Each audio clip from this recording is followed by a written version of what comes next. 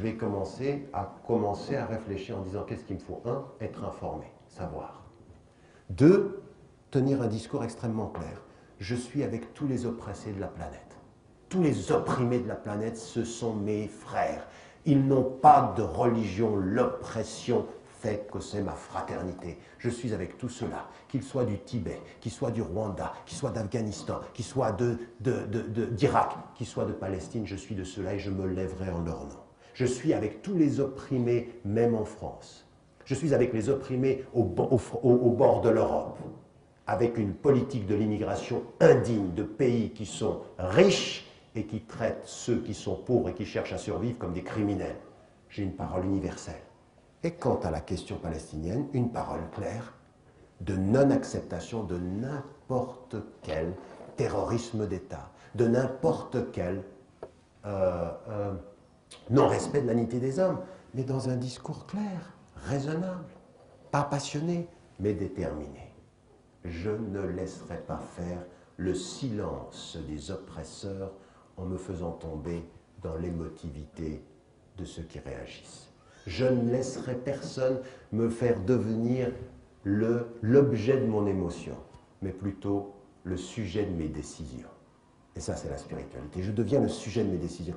Et après, je fonctionne par priorité.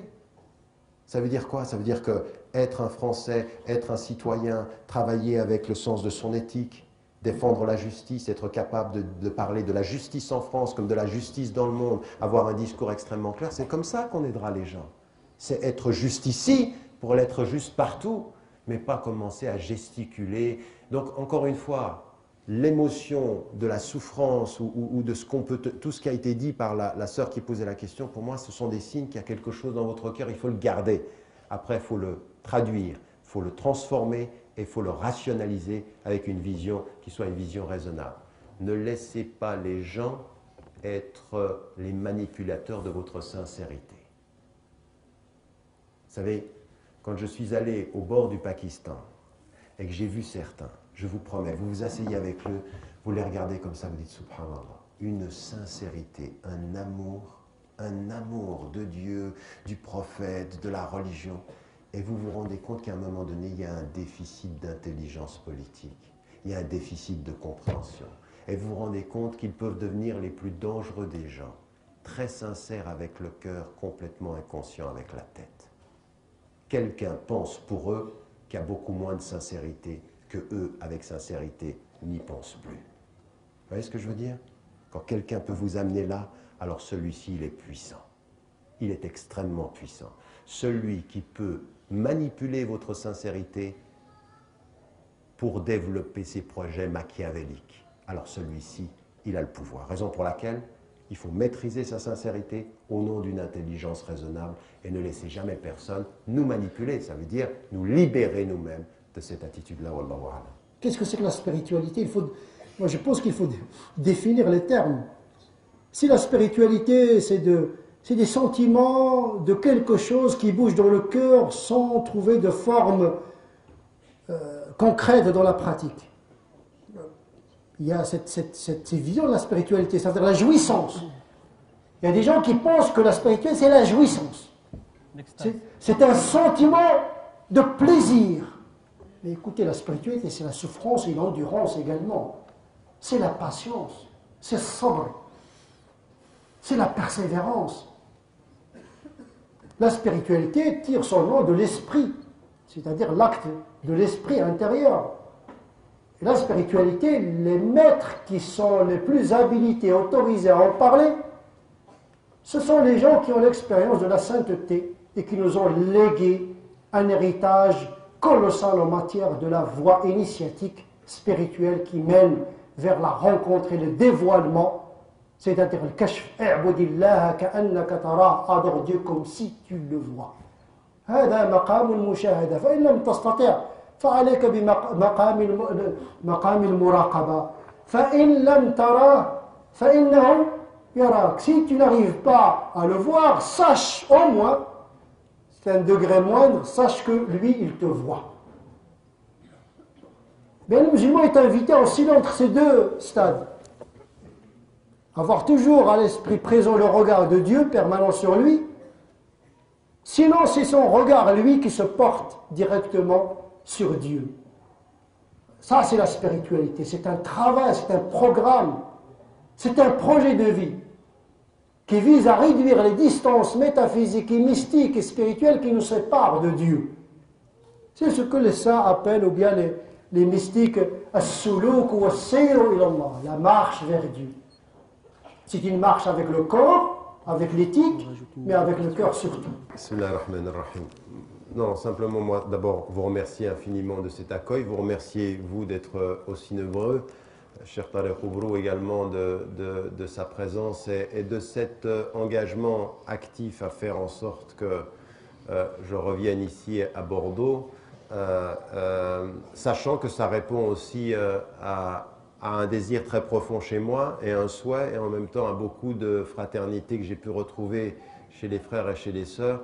Je n'oublie pas en votre nom à tous de remercier tous les anonymes qui ont rendu cette soirée possible. Ne les oubliez pas dans vos invocations. Et si je peux me permettre de vous rappeler à une chose. Vous êtes venus à une conférence ce soir. Encore une fois, ça fait longtemps que nous ne nous sommes pas rencontrés en terre bordelaise. Alhamdulillah. Mais encore une fois, je vais vous dire une chose. Je veux dire, je passe mon temps à intervenir, à faire des conférences, à rencontrer la communauté musulmane. Et c'est plusieurs centaines, des milliers de personnes que je rencontre pratiquement hebdomadairement 2 à 3 fois. Et je vais vous dire une chose que j'aimerais que vous entendiez très très bien. Et que vous entendiez profondément. Et je suis content que ce soit le sujet qu'ait choisi Tariq Oubrou, c'est-à-dire sur la question de l'émotion et de la raison. Cette communauté aujourd'hui, elle a un potentiel absolument extraordinaire. En l'espace de 20 ans, ce qui s'est passé en Occident, en particulier en France, est proprement révolutionnaire. En matière de conscience, en matière de nombre, en matière de présence. On l'aurait voulu qu'on n'aurait pas pu le faire. Et ça, c'est bi'awnillah. C'est quelque chose qui nous dépasse. Mais il y a une seule chose qu'il faut qu'on comprenne. Quand on dit Inch'Allah et quand on dit Natawakkalu ala Allah, il faut que nous entendions que nous avons à faire ce que nous avons à faire et qu'il faut maintenant se réveiller, se lever et devenir les sujets de notre histoire et non pas les consommateurs de l'histoire des autres. Ça veut dire qu'aujourd'hui, là où vous êtes, avec vos compétences, avec votre savoir, au nom d'une rationalité et d'une raison spirituelle, au nom du sens, devenez là où vous êtes des agents de contribution. Il ne s'agit pas d'avoir sur votre front « je suis musulman » ou sur votre cœur un espèce de badge « fier d'être musulman ». Notre distinction, elle est éthique. Quand quelqu'un vous voit, il doit se dire 2 choses. Cet homme ou cette femme est une question et c'est un cadeau. Le cadeau, c'est le bien qu'elle apporte là où elle est, cette personne. Et la question, c'est qu'est-ce qui fait qu'elle apporte autant de bien? Soyez une question quant à votre agir et un agir visible par le bien que vous faites. Mais ça veut dire dans tous les domaines. Vous êtes dans le domaine de l'éducation, dans le domaine du social, dans le domaine de n'importe quel niveau. Il n'y a pas de sous et de sot métier. Il n'y a que de la dignité partout, où que vous soyez, de la dignité, de la distinction.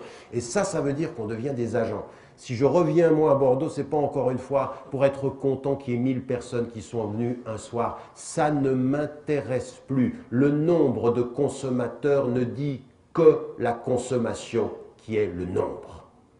Elle ne dit pas la capacité critique, la capacité de l'engagement. Donc encore une fois, ce que j'aimerais échanger avec vous, c'est aussi ces réflexions-là, tout ce que j'ai pu... Je veux dire, dans ce que je viens d'écrire de réflexion, je l'ai pris énormément de la communauté, mais en le renvoyant à la communauté. Nous n'aurons, bi'awnillah, avec l'aide de Dieu, que ce que nous méritons. Et ce que nous méritons, c'est ce que nous ferons ou ce que nous ne ferons pas. Donc, tirer de ce sujet qui a été le sujet de ce soir, l'essence même d'une responsabilisation personnelle. Vous êtes venus 1 millier, mais vous êtes 1 millier d'individus. Et au bout du compte, qu'est-ce que vous faites de ce que vous avez entendu? Qu'est-ce que vous faites de ce que vous avez entendu? 1 heure d'émotion passive ou 1 heure de spiritualité active? Au bout du compte, c'est le choix de chacun. Wallahu a'lam wa a'la wa ahkam. Assalamu alaikum.